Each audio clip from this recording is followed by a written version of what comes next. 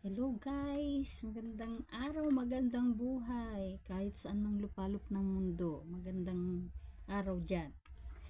I-share ko lang sa inyo guys to ba. May pasalubong kasi yung friend ko sa akin. Ito, nagulat ako. Sabi niya, kainin mo. Kainin ka dyan. Sabi ko, uling? Charcoal? I said, sabi ko, uling ba? Kakainin ko yan, papakain mo sa akin uling. Pero guys, wag ka guys. Kasi sinampulan niya ako.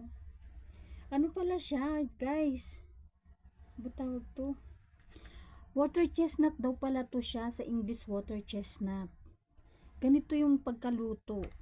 Bali ano to guys, yung friend ko is Indian. Galing sa India po ito. Inaano pala nila to? Ayan guys.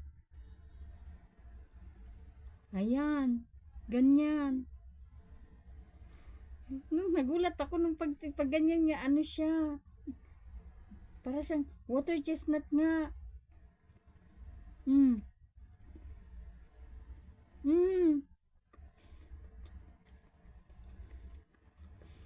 Para siyang ano, sinunog na ewan. Pero ang lasa niya guys is ano guys. Parang nilaga lang. Parang alam niyo yung ano, yung jackfruit, yung seeds niya, yung buto na nilalaga. Ganun ang lasa. Ayan guys. Ayan oh.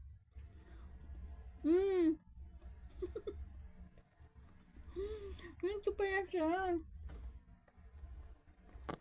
Masarap siya. Parang siyang sinunog talaga guys. Pero guys, tingnan nyo kapag ano.